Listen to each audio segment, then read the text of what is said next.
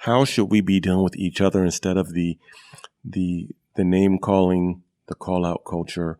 I'm a product of the 90s where on college campuses and MSAs, there would be the whole Salafi, Ikhwan, Sufi debates, right? Yeah, those are pretty tame compared to now. But yeah, we didn't have Facebook and Twitter back then, right? Now we have Facebook and Twitter, and if a scholar makes a mistake, there's almost like one step coming short of pronouncing takfir on them. If someone who's in the political realm or an activist makes a mistake or even stands out, does something, then basically they're trash that can be thrown away. They're called names and pejoratives. For me, again, I really have as little to do with social media as possible, really because of this issue.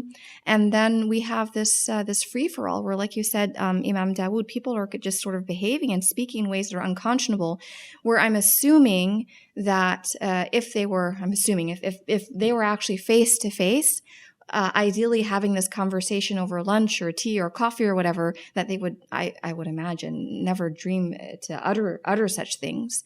And like you said, this is to their fellow Muslim. I mean, I'll give you an example. It was there was something I'd posted on my Facebook page. I can't remember what it was, but some article I'd posted, and one sister offered her opinion about the article or the topic at hand, and then some other person that I don't know, but she was on my friends list, disagreed with the sister.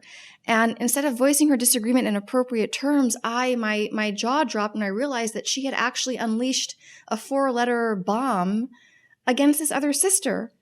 I'm like, subhanallah. And then to make matters worse, the person that was using this kind of language, when I went to her profile, she had pictures of ulama on her profile as if to suggest she's a student of knowledge.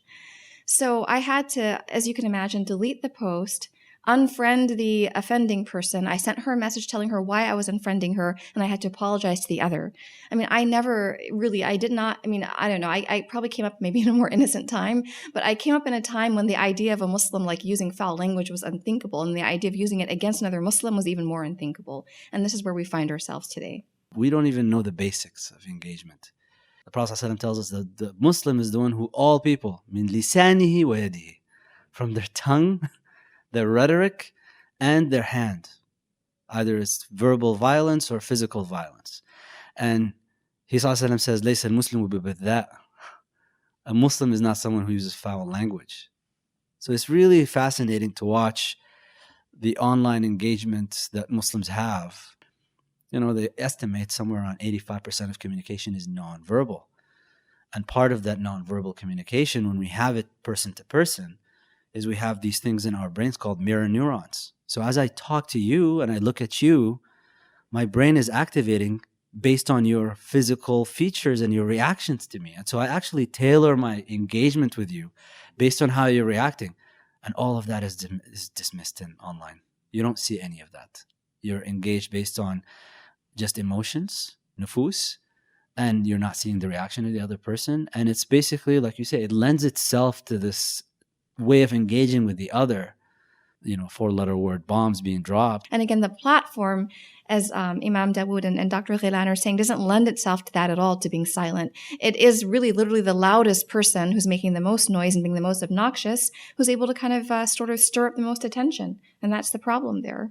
Our first inclination should be that if we see something that we disagree with, especially if we know the person, is not the right of status. Is actually you can pick up the phone and call the person. If you live locally, you can set up and talk over coffee or tea or something like that. But it's that, but the advice, even if it's something that is serious, if you know the person, approach the person privately first. Why? Because all human beings have their honor and their dignity, and just look at it from your own personal self. If someone, especially if you know them personally, is going to call you out to the entire world, you're going to put your defenses up. So it's not about trying to give any advice to help steer the person in a different direction. It's nothing but going to be offensive in matter.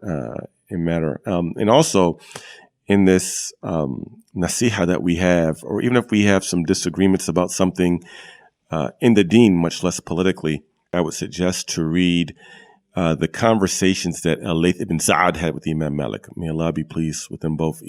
Al-Layth ibn Sa'ad, who was a great faqih, he disagreed with Imam Malik regarding the proof that the actions of the people of Medina is actually a legal proof, right? But in the recital between those two, the letters, and in the actual writing that Al-Layth ibn Sa'ad gave to Imam Malik, it was with so much deference and so much respect about how they dealt with each other. It's like, I'm telling you this and I love you. And it's like almost you can read like, I hate to disagree with you because I love you so much. Right. Yeah. But I still have to say I disagree because of A, B, and C. And then Malik is like, and I love you too. But then this is the proofs about the actions of the people of Medina. Right. So it's the spirit of love that we're supposed to have with the believers. Our Prophet ﷺ said that none of you will enter paradise until you believe, and none of you believe until you love one another, right? So